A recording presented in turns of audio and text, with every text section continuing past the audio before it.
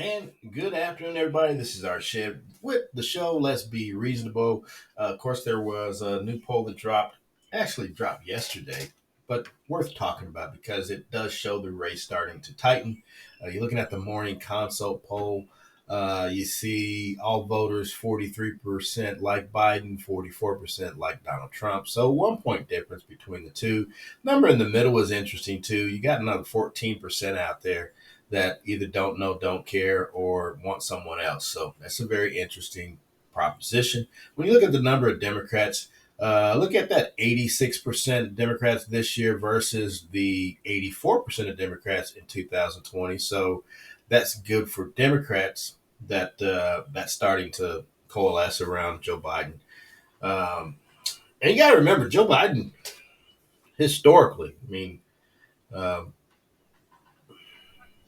I'm not talking bad about him, but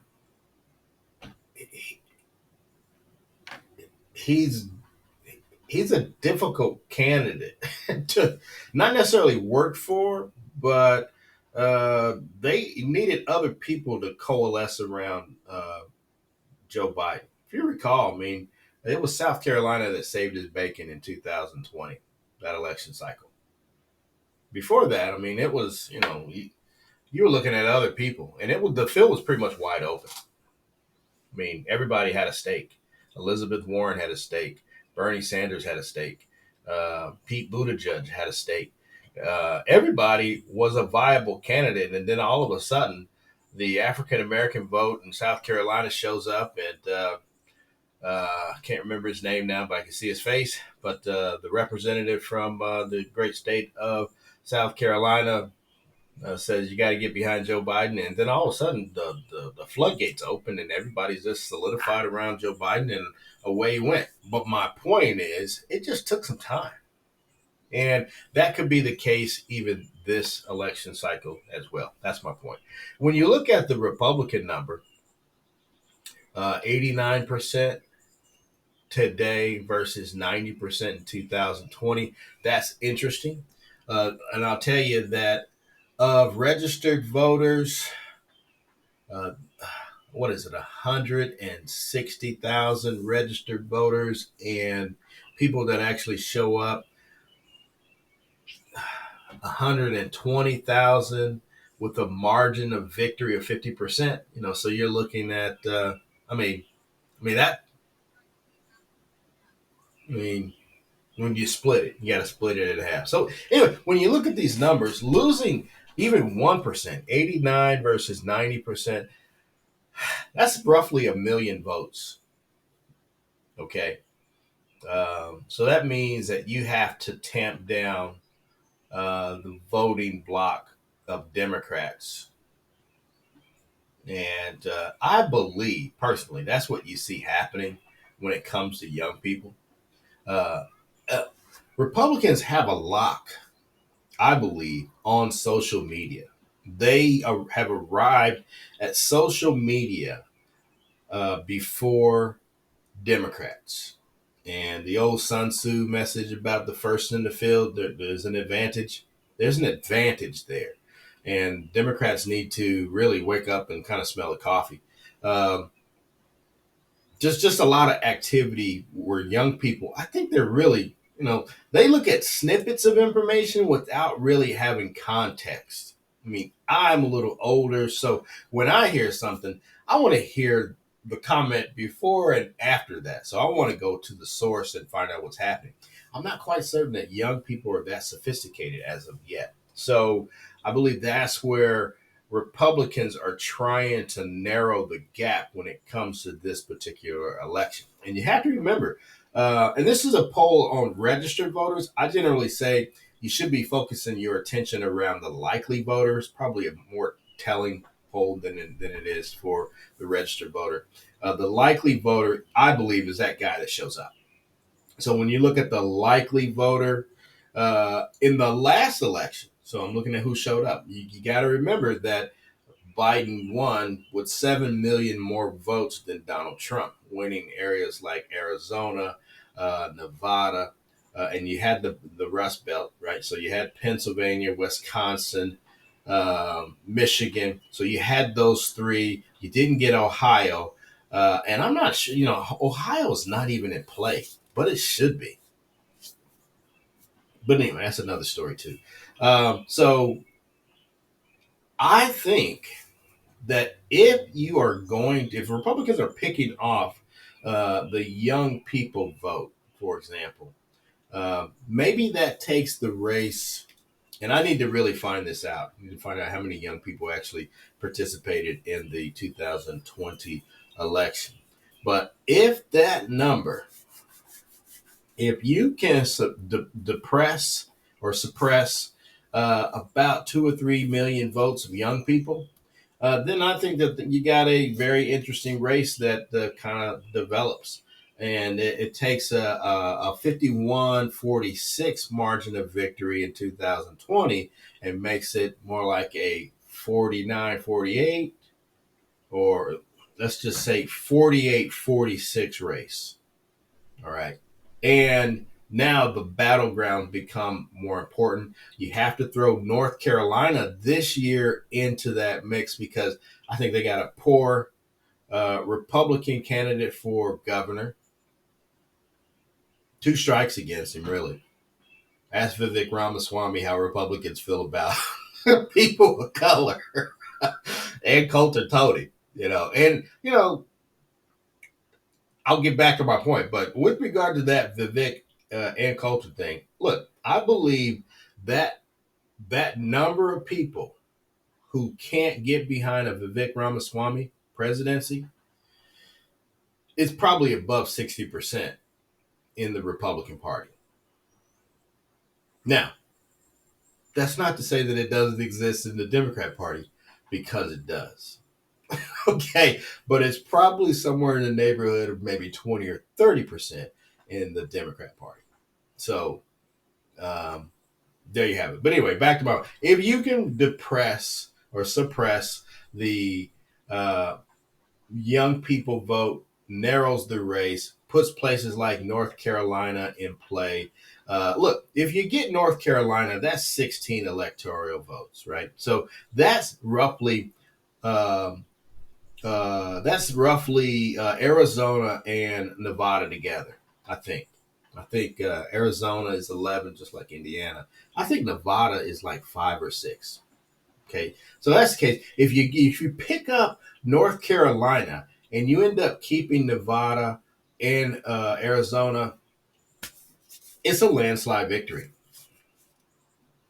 It's a landslide victory for Biden, not Trump, for Biden. Okay, so that being the case, I mean, there are places that are going to be in play this year that probably weren't in play the last cycle, so 2020. So we'll see how it all turns out. But here's my point. I mean, likely voter race is looking at the likely voter, I believe, is a lot better than looking at the registered voter. But meanwhile, the registered voter numbers are starting to tighten, which also would mean that the likely voter numbers are starting to tighten as well. It also, look, you have a race that you'll see a debate next month. So the more you see Trump on TV, I think it's detrimental to the Trump campaign, because I believe he sounds more and more unhinged today than he did in 2018, 2019, 2020. So the more people hear him, the more I think that they'll be like, oh no. They'll remember why. And look, most people say, well, but the economy was better. I'm here to tell you, the economy is actually much better today than it was in 2016 through 2020. And I'll say 19. 20 is a wash, right, because of COVID. But a lot better. Now, I say that with some caveats because I do, as well as you know that inflation is higher. But I'm here to tell you, what would you expect? Inflation should be higher. If you throw $8 trillion, and this is what Trump did during his years in office, throw $8 trillion on the U.S. credit card, national debt, that's going to have some effect on inflation.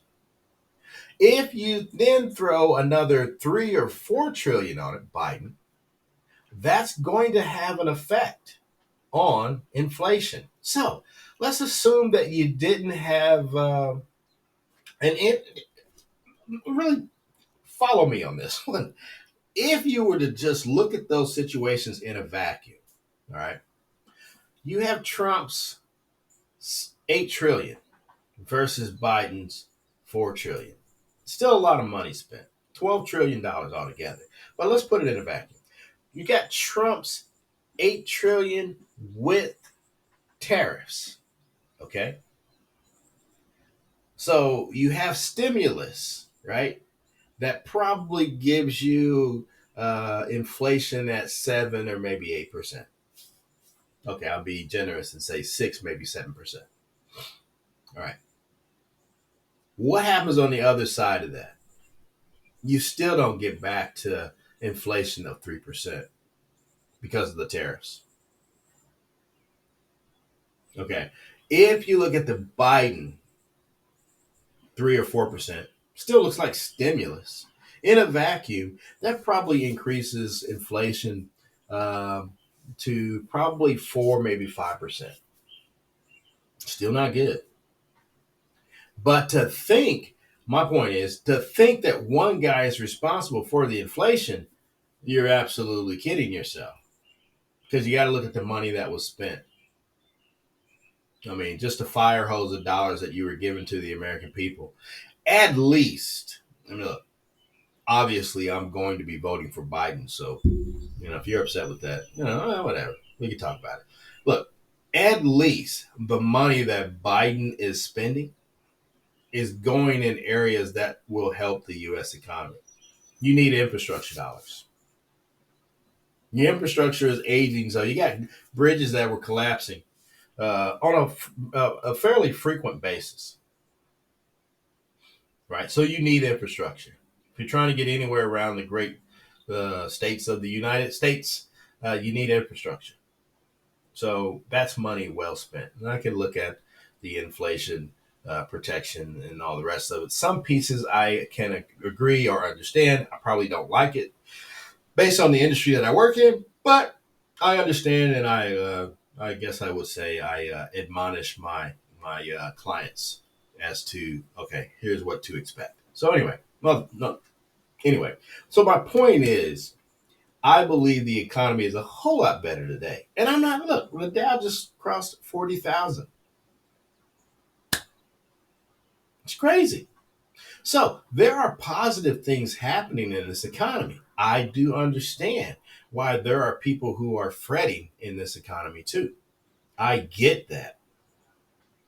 But it is one part inflation based on spending, and the other part of inflation based on tariffs. So that's how it works. So again, I still think the economy is better under Biden than it was Trump. You may look at the gas prices and say that you don't like gas prices being at $3 or better. Well, I'm here to tell you, I am still that guy waiting for gas prices to reset back to $1.25. So I've been waiting 20 plus years, and that hasn't happened yet. And I've watched oil prices go from $30 a barrel to 100 and $47 a barrel, right? So, and when it was $147 a barrel, most people forget during the Bush years. I mean, we were running around here with gas prices at $4 and $5. So there's that. So I am looking for gasoline prices to go back down to $1.25. Now, I know the guys on CNBC and the rest of them are going to tell me that it's not going down because of um, the demand has gone up. That's horseshit. Personally, it is.